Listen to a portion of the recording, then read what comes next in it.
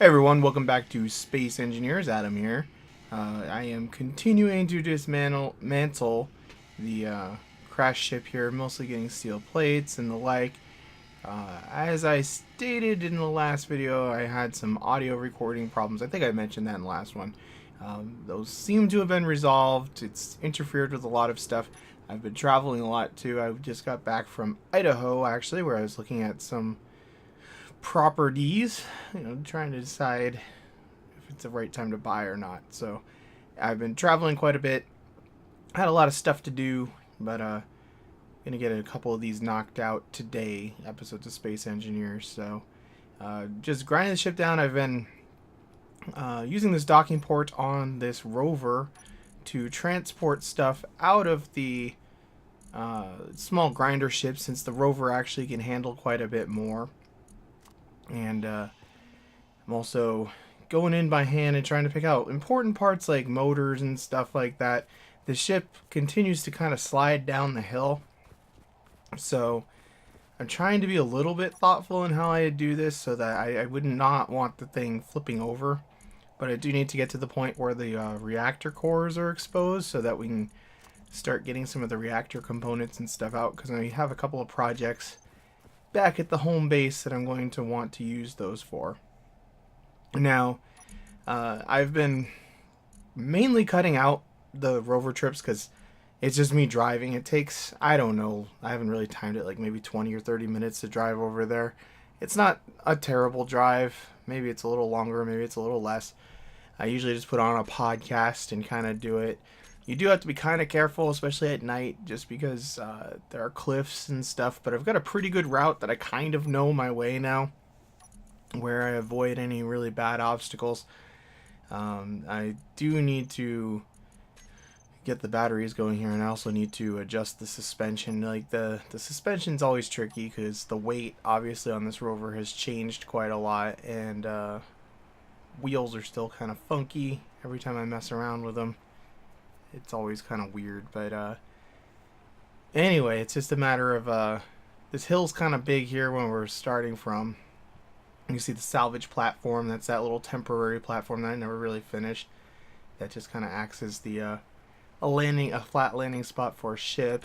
Can't really get the rover up there, but yeah, see, we're having trouble still, so we can adjust the wheels a little bit more here, see if we can get it going. Once we get out of this little area, there's only one or two bad spots. Mostly kind of ice plains on the way over.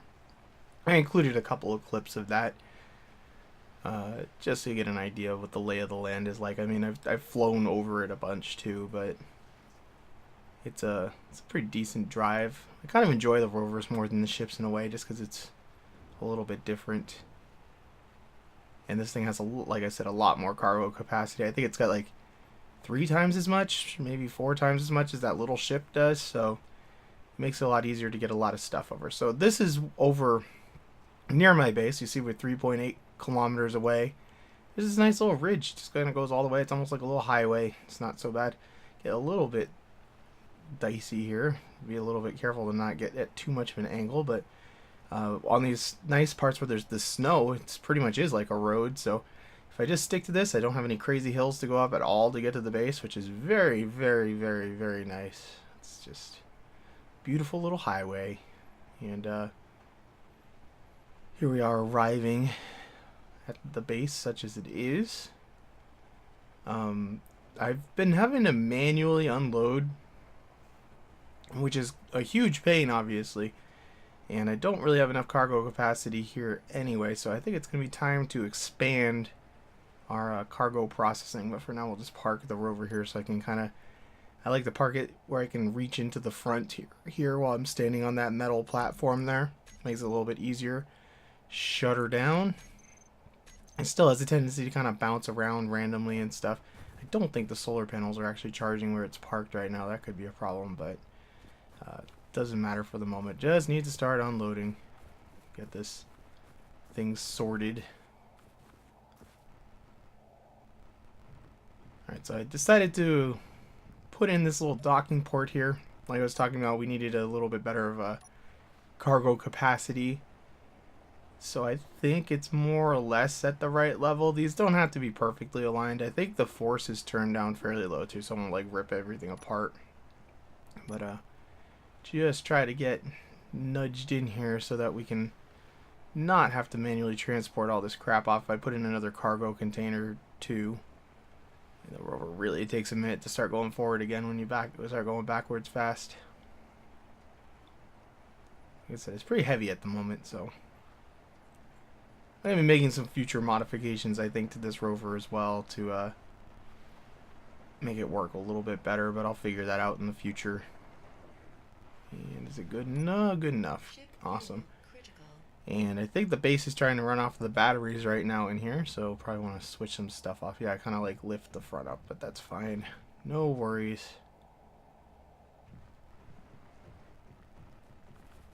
Probably do want to come back here and switch off the batteries.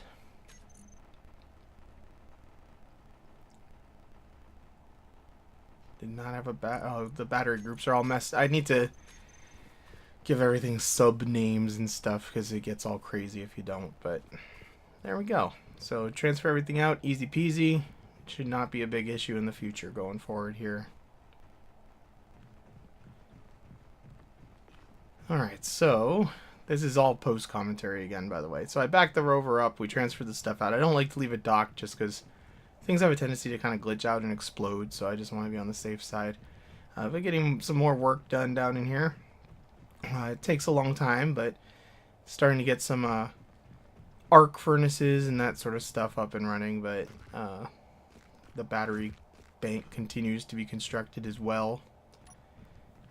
Need to get the production capacity up here because we are going to have to start mining. In fact, I'm going to probably do some experimental mining at some point, but for now I think we're going to head back on over to the other ship, so I'll just cut out most of the traveling here, like basically all of the traveling, but like I said, it's pretty much just straight down this road. What am I doing here? Oh, the power is too high now. Yeah, you have to kind of just manually adjust that all the time, and the batteries are always all messed up. Like, I can't leave them all doing the same thing. It's weird, but whatever. So, here we are, just traveling across the ice. This is pretty much what's out here. There's a bunch of ice and stuff. Get going at a pretty decent clip out here. Just wanted to illustrate the niceness of this journey. So, I've gotten it up to like 100 kilometers per hour, but that's a little bit fast for out there. And coming down here is a little dicey. This is that big hill that I always struggle to get up a little bit on the way down here. I just want to make sure we keep the speed somewhat reasonable so we don't hit a big bump and flip this thing and explode. But it seems like every time I come back the ship has moved a little bit farther, so just try to find a nice flat spot to park that's reasonably close so I can continue all of my disassembly work here. So the ship's kind of precariously balanced here, so I've just been kind of manually grinding away at some of this, trying to make sure that it doesn't tip over at the same time. Like everything, you know, with the weird deformed metal thing, it's kind of hard to get some of the stuff, hard to tell where the actual blocks are in some of these cases. But doesn't seem like it's shifting too bad. I think the ship is heavier. Yeah, there it goes, shifting. The ship is heavier on the right side than on the left because the pod's pretty much gone over on the other side. All kinds of rock falling down there. It made me a little nervous for my rover. Trying to basically get this reactor core exposed because we're going to be coming in here. A big chunk came off there, as you see. Yeah, there's no pod at all on the right anymore, so it's just the left. So this thing's shifting around, bouncing around in a scary fashion. So I got into the grinder ship here so we could try to take it out, but again, it's really hard to tell where the collision box is for the actual blocks, so just kind of have to fly around and poke at it and see if we can. It's getting so close to the rover, it was making me nervous because I have a lot of resources invested in that rover, but I think the safest thing is going to be to land and probably take it out on foot some more, because it does just want to shift, and it's real, like, yeah, see, look at the, I'm not grinding anywhere near where that is, but Whatever. Just grind what I can find, I guess. That kind of rhymes. And the reactor's totally exposed now, so we can start gathering components from that before too long. I don't know. I'm just going to be building probably like a medium reactor for the home base. And I have another couple smaller projects that I'll probably need reactors for as well. So, because the solar panels are nice, but they're also, you know, they're kind of energy intensive to build. A lot of components involved, and man, this thing is just ridiculous trying to find anything to get. So I feel like it's gonna fall on me at any second as well. So an ugly piece of metal. But yeah, I'm just going to keep on grinding away here, I guess, and see if we can get this thing done. Have to go drop off some more crap in the ship, too, and then I think we'll probably head back to home base once I get this done. Alright, so we're on our nice, relaxing flight home. You can see, like, that's where I drive, and it's kind of nice going back and forth. I like switching it up, not just taking the same vehicle every time. What I'm doing here is kind of scouting out an idea that I have for something in the future. There's these dark spots on the ice, and those dark spots represent places that there is ore beneath the ice. And the handy thing about this is that it's in a flat area, and I would like to find one of these that had uranium, but iron and nickel are both needed very much too. And I've kind of been thinking about building a mining rig of some sort that can deal with this stuff out here. Because we could probably get enough nickel out of one of these pockets to keep us busy for a while. So I'm debating a couple of designs, and it's time to start doing some experimentation, figuring it out. So we're going to go ahead and land and try to figure out what is actually in here, because there's no scanner on this ship, so I have to actually, I'm being really careful because there we go. It's like there was no detail or anything. I was having trouble telling how far. It's very hard to judge scale here. There we go. We got a shadow now, and dust getting kicked up a lot easier. But I did not want to crash, so nice and easy. We got no scanner on here, so I have to get out and manually take a look with my mining drill, see if we can get a reading on what's here. It looks like there's nickel and iron. Yeah, so nickel and iron. It's a perfect spot to start experimentation on building a little mining rig.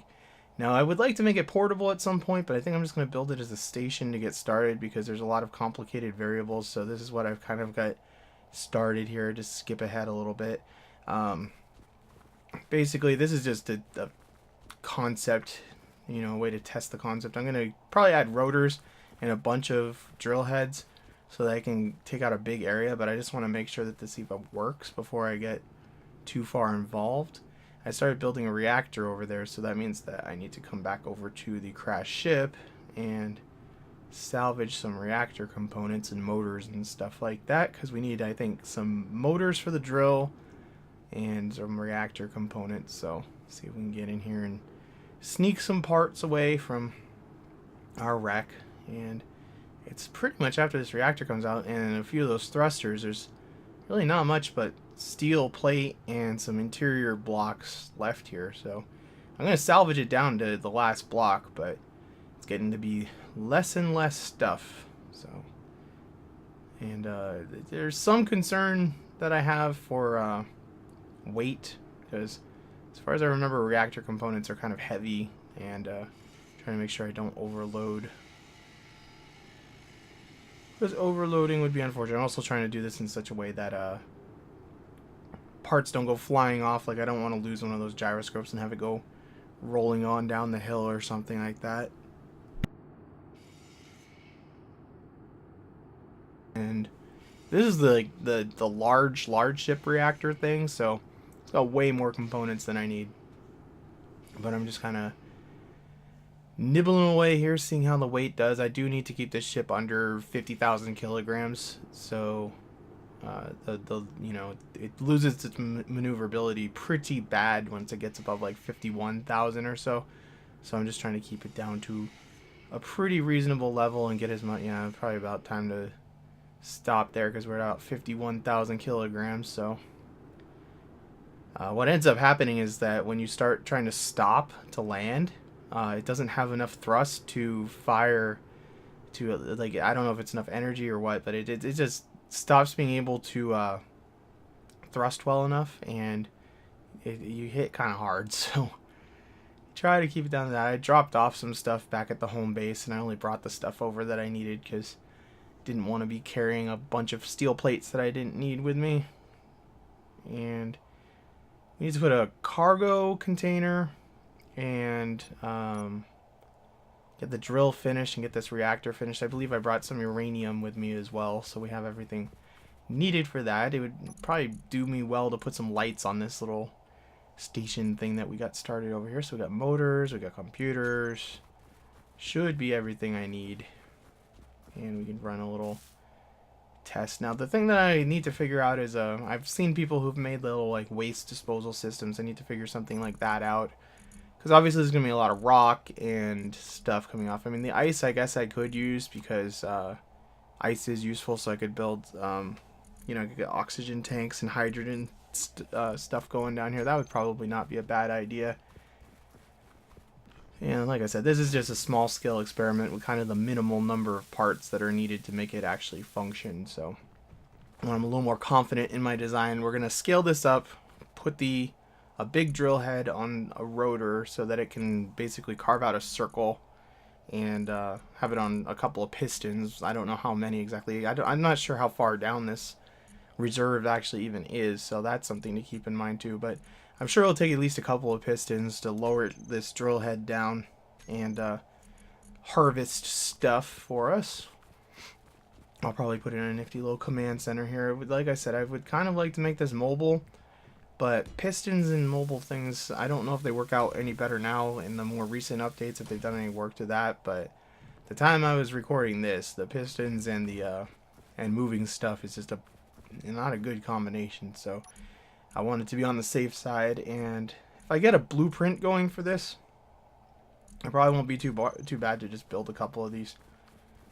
And I'm hoping that, I mean, the deposits don't seem to be gigantic on any of these planets, but I'm hoping like one or two of these will be enough to get me enough iron to get everything I need to, and nickel, to get some reliable transportation up to orbit. Because once we get into space, mining's a whole lot easier. Just build little mine ships like I've always built. Some people had suggested that I retrofit the crash ship to fly, but I actually did crash a couple of more interesting designs that I had downloaded from the Steam Workshop. They're crashed around on the planet. I don't know where they ended up landing. I kind of just spawned them in and let them crash. And if we find any of those, I would like to actually use those. They have antennas on them, so and I have the scan mod, so we should be able to actually, once we get a base antenna up and we get the 50 kilometer range on a scanner going, should be able to detect where they are. Alright, so let's see this thing go. Definitely, when I built the full-scale one, slower is better because it's going to be dealing with a lot of stuff coming up.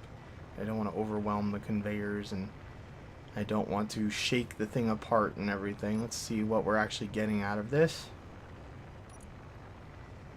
Whole lot of ice. Alright, so everything seems to be working pretty well here. I haven't really messed around with the pistons that much. I don't know exactly how far down that's even going to go. I guess we just kind of let it do its thing. See what comes of it. But yeah, lots and lots and lots and lots of ice. See if we get into the nickel ever with this thing here. I don't know if it's going to reach far enough down. But we'll just keep modifying it.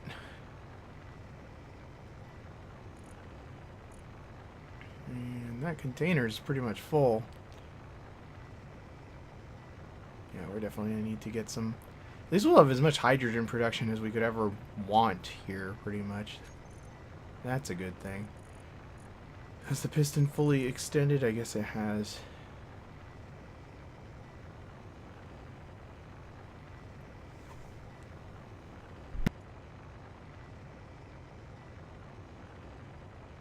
Actually holds quite a bit. It holds more than a storage container. That's kind of surprising. I did not realize that.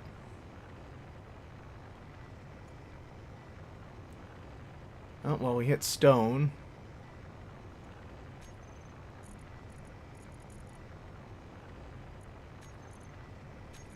Alright, well, I guess that's going to be a successful first test. I'm going to keep, in future episodes, keep working on this and see if we can get up to, like, production levels of stuff. That would be good. I would definitely like to, you know, build up a little control center and all that stuff. And I guess that's about as far down as she went. That's a pretty deep hole. Just went into stone, though. Maybe I'll dig down at some point with a hand drill and just try to figure out exactly where the actual ore starts, so we figure out how far down it needs to go. But one piston goes pretty far down. If I just stack 2 or 3 of those, that's probably going to be far enough down. So, anyway, I'm going to end it here for today. When we come back, we'll mess around with more stuff like this and get some more salvaging done, do some more base construction. So, thanks for watching. I will catch you next time.